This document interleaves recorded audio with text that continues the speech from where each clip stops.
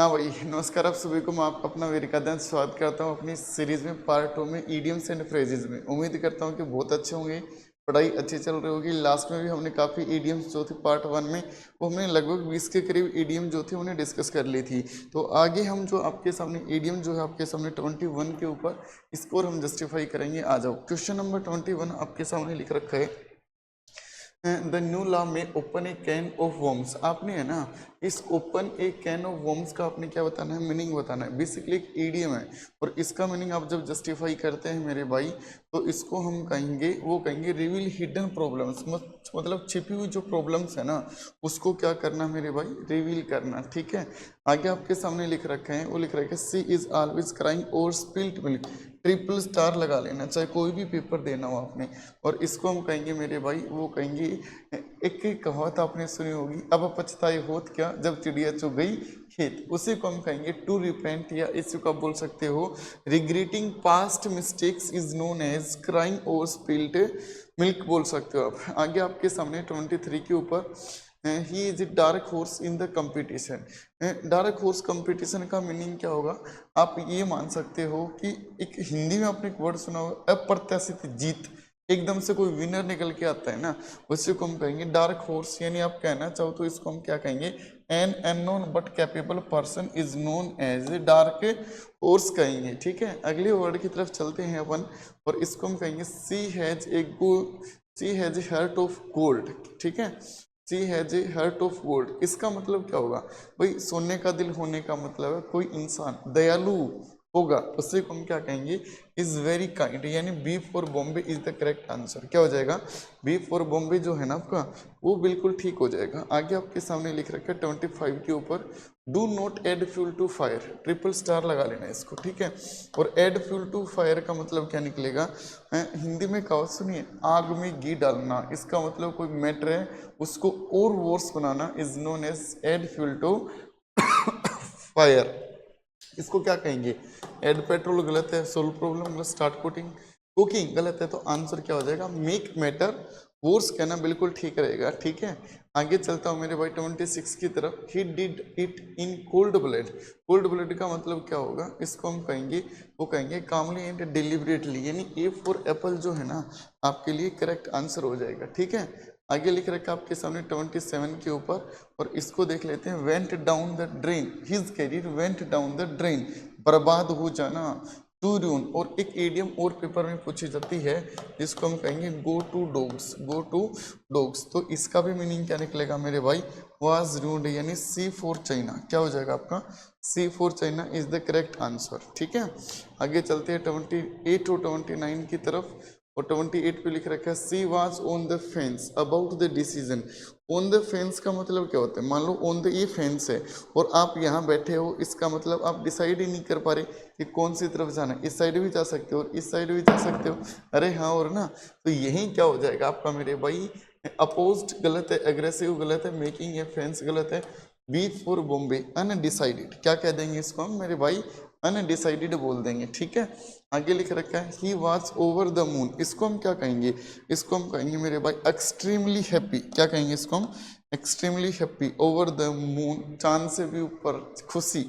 ठीक है, अगले 30 नंबर पे चलते हैं अपन, और इसको देख लेते हैं, his explanation was a Coke and bull story. ठीक है, कोक एंड बुल स्टोरी का मतलब ये इंपॉर्टेंट ईडीएम है, इसको ट्रिपल स्टार लगा लेना। ठीक है, कोक एंड बुल स्टोरी का मतलब जो निकलता है ना, वो निकलती है फिक्टिटियस स्टोरी, मन गढ़ंत स्टोरी, जिसको हम कहेंगे, यानी आप कहोगे फॉल्स एंड अनबिलीवेबल, उसको हम कहेंगे मेरे भाई, वो कहेंगे एक कोक एंड बुल स्टोरी। ठीक है, आगे लिख रखा है आपके सामने 31 के ऊपर, you must face the music. Triple star लगा लो इसको। ठीक है, इसको हम कहेंगे, ट्रिपल स्टार लगा लेना, इसका मीनिंग निकलेगा for you must face the music for your actions, परिणाम भुगतना। ठीक है, गेट रिप्रीमेंडेड, काफ़ी बार एग्जामिनेशन में जो ऑप्शन जो मिलेगा ना आपका, वो क्या मिलेगा मेरे भाई, गेट रिप्रीमेंडेड। ठीक है, इसको हम कहेंगे, वो कहेंगे गेट रिप्रीमेंडेड।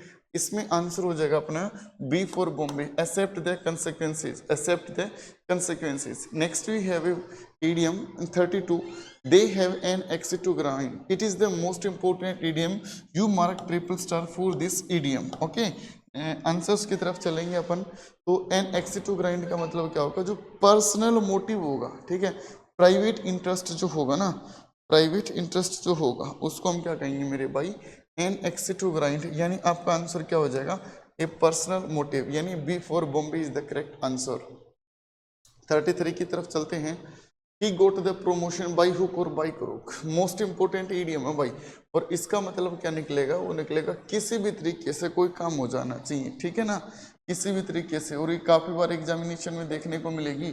और इसको हम क्या कहेंगे, बाई एनी मीन्स, यानी सी फॉर चाइना। क्या हो जाएगा मेरे भाई इसका आंसर, सी फॉर चाइना कहना बिल्कुल ठीक रहेगा। अगले क्वेश्चन की तरफ लेके चलता हूँ। That's see that's the last straw, इसका मीनिंग क्या निकलेगा, final problem that leads to a break down is known as the last straw. 35 की तरफ चलते हैं। They read between the lines of the report, ठीक है, ट्रिपल स्टार लगा लेना। कोई भी लाइन होती है और उसके बीच में पढ़ना, इसका मतलब बहुत डीपली किसी चीज को समझना या अर्थ निकालना या understood the hidden meaning is known as the means read between the lines, यानी बी फॉर बॉम्बे। आंसर क्या हो जाएगा आपका, बी फॉर बॉम्बे हो जाएगा। आगे चलते हैं अपन 36 और 37 पे लेके चलो, आपको आंसर देख लेते हैं क्या होगा इसका, ठीक है। 36 पे, he is a wet blanket at parties. Wet blanket का मीनिंग क्या निकलेगा, इसमें वेरी चीयरफुल नहीं, तो इसको हम कहेंगे स्पॉइल्स द फन, ठीक है, स्पॉइल्स द फन, ये कहना बिल्कुल ठीक रहेगा।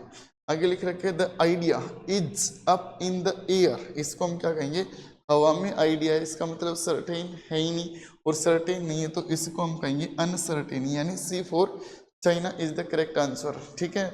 जिसने टेलीग्राम चैनल ज्वाइन नहीं किया, कौन सा अपना, डॉक्टर अमित अकेडमी इंग्लिश, ठीक है, डॉक्टर अमित अकेडमी इंग्लिश, वो टेलीग्राम को ज्वाइन कर लेना मेरे भाई, डॉक्टर अमित अकेडमी इंग्लिश। इस पे काफ़ी आपको कंटेंट मिलता रहेगा और ये आपके लिए बेनिफिशियल भी रहेगा, ठीक है, काफ़ी आपके लिए इंपॉर्टेंट इन्फॉर्मेशन जो है वो मिलती रहेंगी। चलते हैं 38 और 39 के ऊपर। Let's bite the bullet and finish the work, इसको हम क्या कहेंगे मेरे भाई, वो कहेंगे फेस इट ब्रेवली, ठीक है। बुलेट को मतलब बाइट कर देना और काम को फिनिश करना, थोड़ा face it bravely. It's raining cats and dogs, ठीक है, तो इसको हम कहेंगे मेरे भाई रेनिंग कैट्स एंड डॉग। तो हैवी रेन जो होगी ना, हैवी रेन जो होगी, ठीक है, वेरी लाइटली गलत है, ये भी गलत है, ये भी, तो हैवी वेरी हैवीली हो जाएगी, ठीक है। मूसलाधार बारिश आपने सुनी होगी, उसको हम कहेंगे। 40 के ऊपर लेके चलो मैं आपको। I am fed up with his attitude, इसको हम क्या कहेंगे मेरे भाई, इसको हम कहेंगे, वो कहेंगे फेड अप। फेड अप का मतलब क्या होगा, टायर्ड एंड एनॉयड, क्या कहेंगे इसको हम, टायर्ड एंड एनॉयड कहेंगे। तो आपके सामने 20 ईडियम्स थी, ईमानदारी से बताना आपको इन ईडियम में से कितनी ईडियम्स का मीनिंग पता था और कितनी ईडियम्स आप लोगों को आती थी। थैंक यू एवरीवन क्लास को अटेंड करने के लिए। जिसने टेलीग्राम चैनल ज्वाइन नहीं किया वो टेलीग्राम चैनल ज्वाइन कर लेना, डॉक्टर अमित अकेडमी इंग्लिश, ठीक है। और जो चैनल के ऊपर पहली बार विजिट कर रहे हो चैनल को सब्सक्राइब कर लेना। जिसने लाइक नहीं किया वो लाइक कर दो, कमेंट नहीं किया कमेंट कर दो। अगली वीडियो जो है वो कौन से टॉपिक पर आनी चाहिए वो आप मेरे को बता सकते हो। मिलते हैं अगली क्लास में। Thank you everyone.